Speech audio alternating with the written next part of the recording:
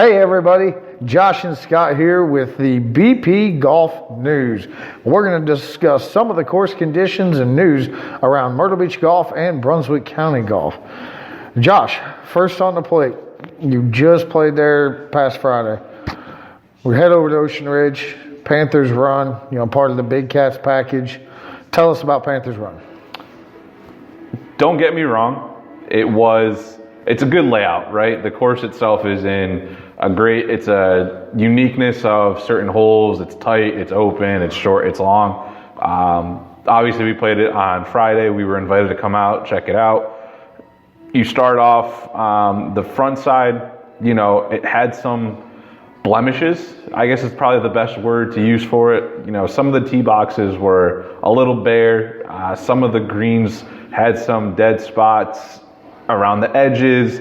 One of the greens had a dead spot in the middle of the green. The fairways on the front side, there was a few spots that something had happened. Obviously, we didn't get the full extent of the details of what might have happened. Could have been a washout. Could have just been a bad batch of seed they could have put down. The front side, it looked like it had been through a lot and just hasn't fully recovered. The backside completely flipped the plate. It was probably in some of the best shape I think I've seen the course in, from what we've heard from past guests and everything that have been out there. Greens were great, fairways were great, tee boxes were great. So it's a tale of two nines, I guess is what any golf, you play golf with a tale of two nines.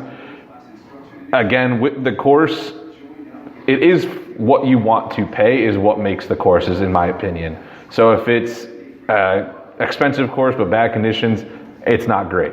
If it's great course for a reasonable price, I think is what you need to kind of be able to stay within, is kind of fluctuate your price on what you're hearing for feedback and what the golfers are experiencing while they're out on the course. All right, so that being said, I'm going to ask you the tough question. Based on what you played, the tale of two nines, do you rate the golf course as what they're charging, which is almost, $55, $60? Or is it more of the winter rate, what should be the rate probably now through March at least, because growing season's over. It is. Even for the overseed, if you haven't overseeded yet or it hasn't come in, you really need, that 70, like right around 70-degree weather to even get the ryegrass to grow. It's almost over. We got cold snaps coming, so that growing process is going to stop. So is it even going to be ready for March? I would hope so. Again, it's price reflection. If you realize what you can do I think it's that price that you just mentioned, that $50 to $60 range? I do not.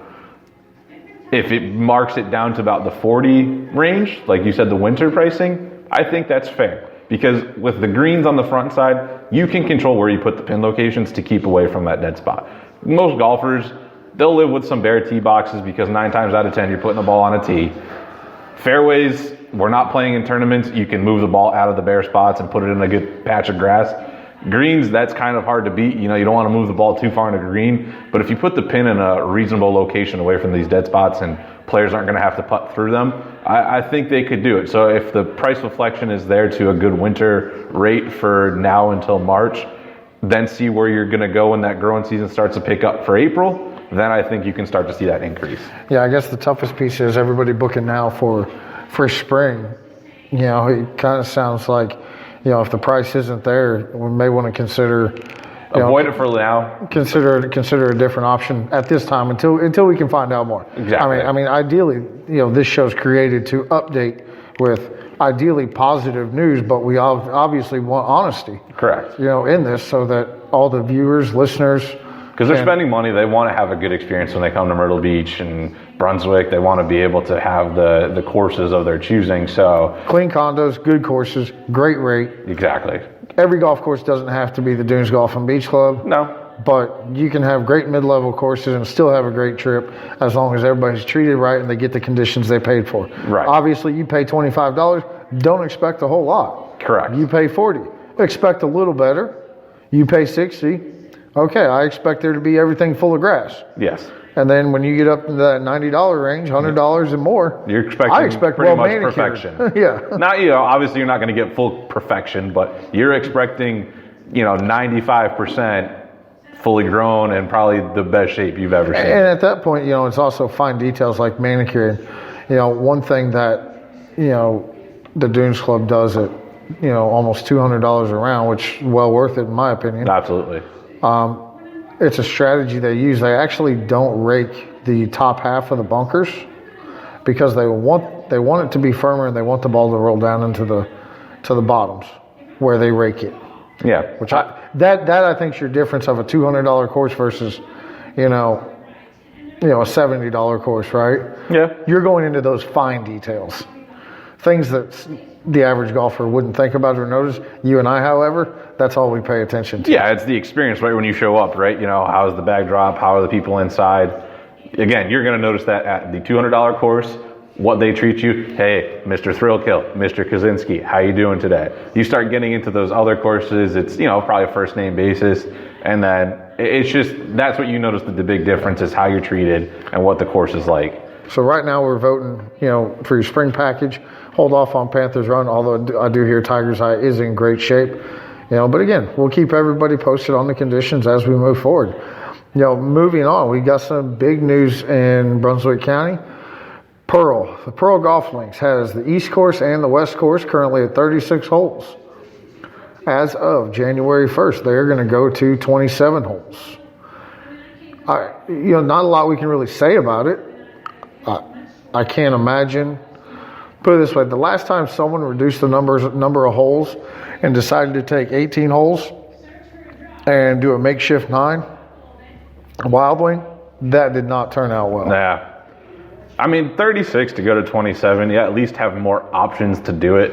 And you can do it to the point that makes it a little bit more accessible. You're not going to send them out to the middle of nowhere for a hole or two. You're going to try and keep everything as close as possible to each other. So having 36 holes to choose from, it gives them more of an option to do 27 good holes. Yeah, the problem is the East Course, which from my understanding is the part that's going to get dissected. You tee off, you don't come back to the clubhouse. So now you've got to find a way to get everything back to the club, start and come back to the clubhouse. So that in its own is going to be a challenge. But from what I understand, they're going to keep the West and then they're going to makeshift the 9. Obviously, I think the second hole starts on the East Course fairly close to the clubhouse. They'll probably start on 2 and somehow get. Well, they're not going to get rid of the holes on the water. No, you those can't. Are decent holes. Yeah, you can't get rid of those. So now it's just trying to take 14 other holes and somehow making, 2 9s out of it in theory with the West Course. Yeah, I wouldn't be too much afraid of the Pearl right now. They did overseed both sides, so even through December 31st, you're going to get decent course conditions, for the price. In the West Course, they had the new greens and everything. So. Yeah, so, would I lean towards the West? Absolutely. I think that'll be your better option. But don't be afraid of the East because, again, they still have overseeded it. So I expect everything to be fine and dandy until the day they decide to actually close it. Because who knows? Myrtle Beach area, everybody says the first. It could be 3 months later. Who knows? Right. They're going to keep the conditions going until they have a hard stop date and have a plan in place moving forward for groups that have already scheduled out there for the spring. So, definitely don't be worried and just stay tuned for once we know more, we can update the golf groups that are coming and let you know exactly what the plan of action will be for the Pearl Golf Links. Absolutely. Now, one course is Myrtlewood. Myrtlewood has Palmetto and Pine Hills, located perfectly on 48th Avenue in Myrtle Beach.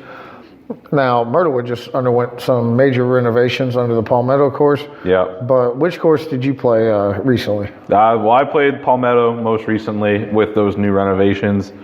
Obviously, it was overseeded when I went out there, so the greens were just a little bit hairy. Obviously, with overseed, you can't cut till a certain point. So we didn't. You just brought up a great point, not to cut you off, but no, to talk about overseed. Because one thing we see over and over that most people don't realize, they come into Myrtle Beach, they play, they've got overseeded fairways, like Brunswick is right now. Yeah. You can see the tire tracks. It's shaggy. most people don't know. You have to wait until it's 3 inches long before you can even cut the first cut. Right. Because at that point, if you do it too soon, it just rips the grass out, and then come spring, you have nothing. You know, you're going to really rely on a heavy growing season, and you're going to have to jump the gun and hope we have a warm winter to make up if you do cut too soon. So that's what you notice when you go out and play overseeded courses. They tell you to stay off the fairways because they don't want the overseed being taken away. They want it to stay green, you know, because when people from up north come down towards the colder season here, they want it to still be green. So that is the whole reason for the overseed, right? It's to change the green from the grass from which most courses down here in Bermuda to go down to the rye. So they want to keep it green for the northerners to see green grass when they play. But you have to be weary that when you're going to an overseeded course, it has to grow a certain amount before you can cut it, and just be fully aware of that when you step on the tee box. All right, so back to Myrtlewood. Sorry to get sidetracked, but I just felt like that was an important piece that people should know. Oh, absolutely. When it comes to overseed, no matter where you're from. And no matter where you're booking, the courses have done a fantastic job with putting the notes in for each course, so they can kind of tell you when the overseed process has been done or when it's going to begin, so you can be aware of what conditions you're going to get when you get there. But back to that Myrtlewood Palmetto side, I did go out there about 2 weeks ago, played on the brand new renovations, and what they did is they went to the original size greens. So for most of them, it was they grew them out because they shrunk a little bit just from overcutting and cutting. They just got closer and tighter. So they brought the greens back to the original size, and they resurfaced and resodded and put brand new sand in all the bunkers on the Palmetto side. They did sod on the faces of the bunkers, so there's no washouts when we do get the heavy rains, or if a hurricane comes through, it's not going to wash out these bunkers. So and playability too, because less plugs. Yeah, absolutely, and it's a nice fine sand that they use. So you know your ball really isn't going to. You want to stay out of the bunkers as much as possible, but if you do end up into it, it's not going to give you that fried egg. It shouldn't buried. Again, as it gets played more and more, obviously the conditions will change. And it'll firm up, and the balls will typically then almost inevitably not plug because they're brand new greens. Honestly, they weren't that firm. You know, they were soft. Again, we'd had some rain. It was overseeded, so for brand new heavy greens, watering. Yeah, so for brand new greens, it wasn't, hit it and the ball releases 30, 40 feet after. You could play pretty much the yards you want, and it would stop probably 5 to 10 feet. Yeah, not like when I played Arrowhead a few years ago when they redid theirs. Man, you couldn't hit, like I hit the front of the green even with a wedge. Take it set. Oh, even with barefoot with the winter I hit the wedge. And I mean, the thing is like, yeah, I'm going to do one skip and stop. No, it was like 5 skips and never stop. Yeah, it's not like that. So it's definitely shaped up, and they opened back up in September with the new side, and I have a buddy that works out there. They were sold out, the first month or so of it being open, still busy, and their spring is looking fantastic. So if Myrtlewood is a course you've never played, or you didn't get a chance to play it while it was closed, I highly recommend getting out there and playing that Palmetto side at Myrtlewood. Yeah, and very last, obviously this is the BP Golf Show, so we want to talk a little bit about Brunswick Plantation. Looking around, everything looks good. The overseed's taking well. Just looking at the course, from the bird's eye view, it's, everything looks green, looks to be going well. We've had a lot of great compliments. In fact, we've even heard it recently that, I hate to say it because they're one of our best friends and partners, but Brunswick Plantation right now is in better shape than Crow Creek. Which is, kudos to the staff here at Brunswick. Absolutely. They've taken the reputation this course had and definitely turned it 360 degrees to now it's something that's being sought out for players to come out. And the price, you can't beat it for the course conditions you're going to get, especially if it is in better shape, quote unquote, than Crow Creek. I mean, how can you not beat that? Yeah, I mean, it's not, and again, that's not dogging Crow Creek. I mean, Crow Creek's in great shape.